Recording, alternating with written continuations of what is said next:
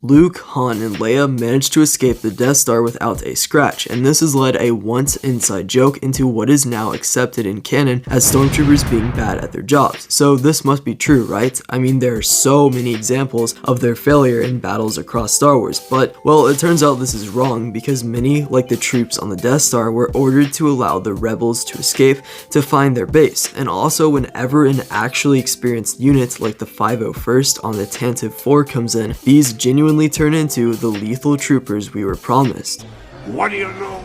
So to explain the Death Star, a transmitter was placed aboard the Falcon as Grand Moff Tarkin explains to Vader in the moment that occurs in between the Millennium Falcon TIE Fighter dogfight and the Yavin 4 base scene. Basically, the Imperials placed this on here while the heroes were inside rescuing Princess Leia in order to track them to the Rebel base that, as you remember, they still haven't identified yet, even after questioning Princess Leia earlier in the movie and threatening her with the destruction of Alderaan.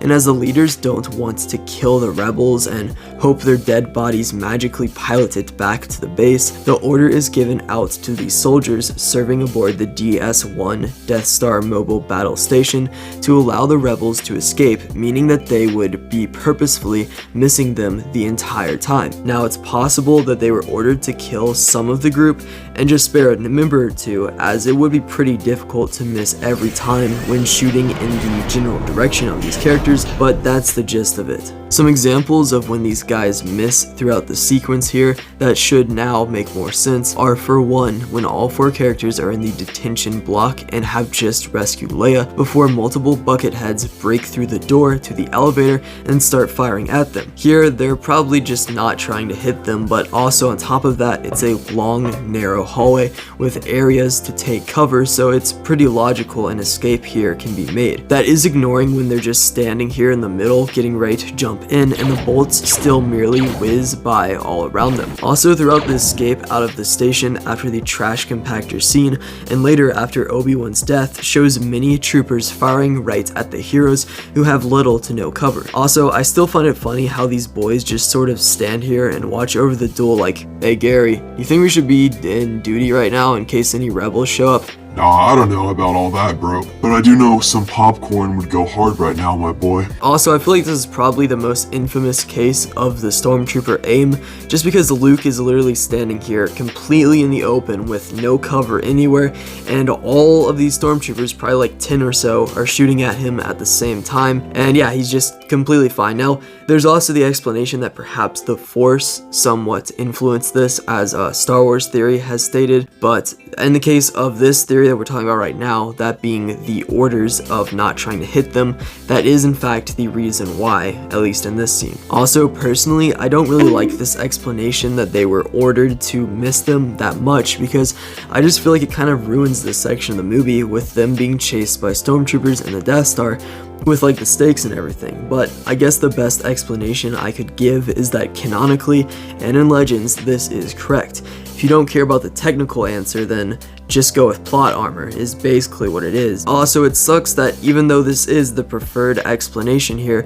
people will still remember it for the stormtroopers aiming bad in this action scene. Also, the stormtroopers tend to shoot at hip level, as can be seen at battles like Tantive 4, which may also seem like a reason for their failure, and it's easy in some battles for it to just feel like the troopers are slinging their blasters up, hoping to hit something close to their target, but this is actually explained by their helmets, which have built-in HUD or heads-up displays with additional motion sensors to alert of missed movement from opponents, like in the scene when Princess Leia is kind of hiding off to the side and all the stormtroopers notice her. That was probably from the HUD sensors on their helmets. The helmets of stormtroopers also tend to make their way into the meme because of when Luke comments on how hard it is to see in the helmet, and later in Rebels, which I'll talk about later, we hear Rex also complain on this feature. I can't see a thing in this helmet.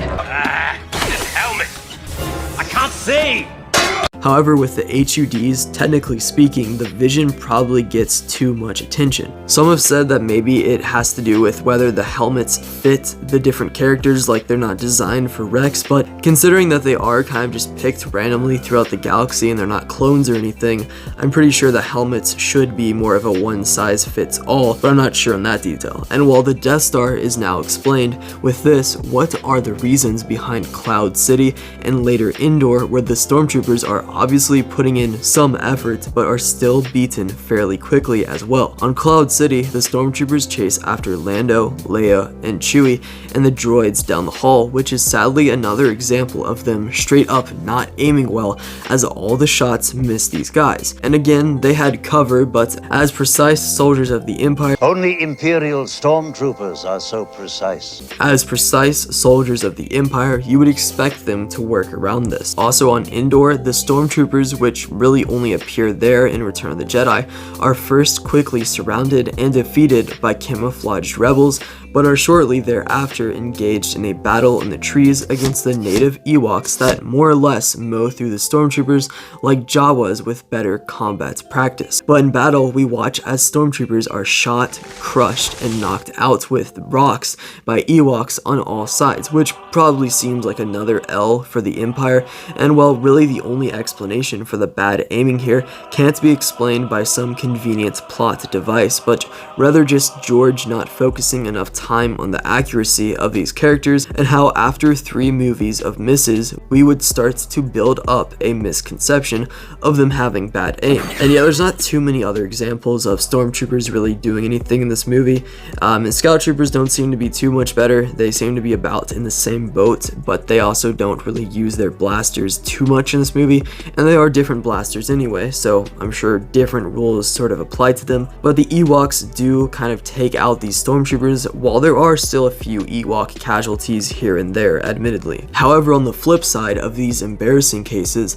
there are battles like the fight on the Tantive 4, where the troopers come in quickly and effectively take out the rebel scum aboard. When looking at this great analysis done by E.C. Henry, we can see that in the skirmish, the rebel death count is 5 times that of stormtroopers, with 15 rebels being eliminated, whereas only 3 of the stormtroopers are actually shot, 2 in the initial charge and 1 a little bit later in a separate hallway in the ship. Also, EC points out that the rebels arguably have an advantage here with cover, whereas the stormtroopers are coming out of a choke point, meaning that against overwhelming odds, they still beat the rebel alliance. If only the movies kept consistent with literally the first scene in the entire series, then this video wouldn't happen in the first place, but you know how Star Wars is. And yes, I know I'm kind of just scouring YouTube, taking theories from people here and there, but how else am I supposed to really gather research on this stuff? I mean,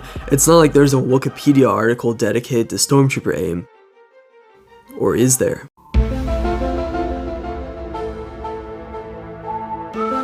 Also at Hoth, the snowtroopers and other Imperials there easily overrun the rebels and push them back into the depths of their own base before extinguishing the remaining threat. Lastly, at the Battle of Scarif, not only is a pretty good fight given from both sides at first, but once the Death Troopers arrive, the entire infantry unit of Rebellion fighters is wiped out and they are pushed back to a bunker where Blaze Malgus and Chirrut Imwe die, as well as the other rebels. Now, what could possibly be connecting these dots, or battles as I should say?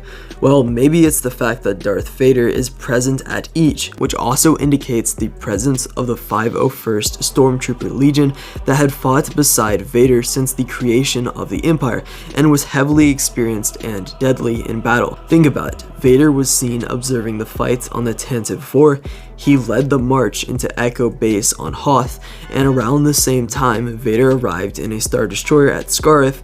This is when the battle turned for the favor of the Empire. Now, admittedly, the Death Troopers at Scarif were Krennic's personal guard, but it's still very likely that these were hand-picked from the 501st, or if not that, the 501st troopers probably arrived around this time as well to complement them. This would also explain the lack of efficiency at other battles I previously mentioned, and if you believe this theory, then it is basically just saying that whenever more experienced troopers are fighting, they are more brutal in battle, but the less experienced or less battle-weary stormtroopers like were used on Scarif at first were probably not as used to using a blaster regularly. Also, the 501st was nicknamed Vader's Fist and evolved from the clones of Anakin's 501st Legion before Order 66 even happened. So another explanation is in fact that the 501st troopers were really great, and whenever they're on screen there's great aim, but if it's a trooper that's used to being at the beach all the time and maybe fighting some local wampas or something, they're not going to be nearly as good. Unfortunately, these recurring cases of, in the casual public's eye, bad aim has led to the modern era of Star Wars, also known as the Disney era, treating this like a canon thing, turning the stormtroopers into jokes that never really actually feel like threats, minus maybe Rogue One and Andor, which make them at least look partially dangerous. And for me, I actually really don't like this, because while I like having higher up units to compare to these guys that make them even more cool, like for example the Death Troopers, the standard stormtroopers should also pose a threat to the characters to make the Empire seem like an actual challenge and not just some dummies to mow through for the main character. To me, the content that has done the worst job with this is probably Mando as well as Rebels. Now, Rebels is a show that you're not going to hear me hate on too much, because while I definitely like Clone Wars more, I still find Rebels to be an insanely underrated series with a lot of cool stuff across all of its seasons. However, the stormtroopers are really, and I mean really, weak here, which people have tried to explain by saying the Lothal troopers are in a backwater planet and would therefore not be as used to blaster fire than other legions, but this is still ignoring the fact that we see them under multiple different Star Destroyers and planets and leaders like Thrawn, where they still don't do much for themselves, appearing as this show's equivalent to battle droids, which I mean just doesn't feel right to me. Also, I feel like the name Bucketheads has just turned them into even more of a joke, where not even the characters can take them seriously. I mean, Mando is no better, however, and while I don't mind their usage in most of the show, as some of the coolest scenes actually do come from Mando or Boba Fett tearing through these guys with their weaponry, they are definitely presented as not much of a threat, and there's even some comedy centered around them in Season 1, like when Mando claims being an Imperial sharpshooter isn't saying much, and also when two scout troopers take turns hitting an object on the ground and of course fail at it. While this is funny, it also gives us even less respect for these warriors and makes them seem lazy too. I will say though that this is Taika Waititi that directed this episode, so he's known for a more comedic style. Overall though, the bad aim can be explained by either orders to let rebels escape, a lack of battle experience, or lack of attention from directors into looking into the actual pre-established lore. If that's what matters to them, however, I think it works best when directors kind of take their own spin on things anyway and mix up the universe instead of just sticking to a fan rulebook that tells them what they can and can't do.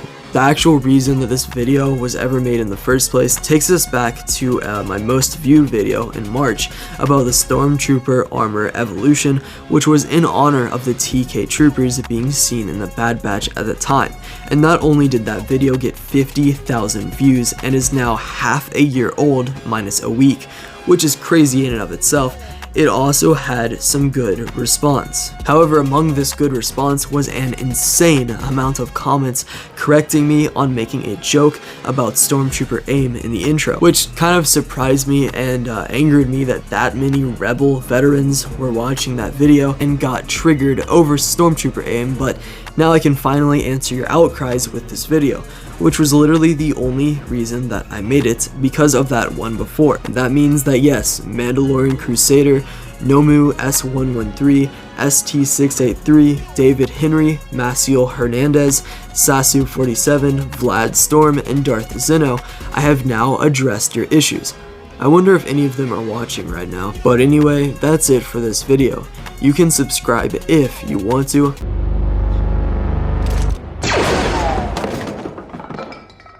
I upload every Friday at 5 o'clock p.m.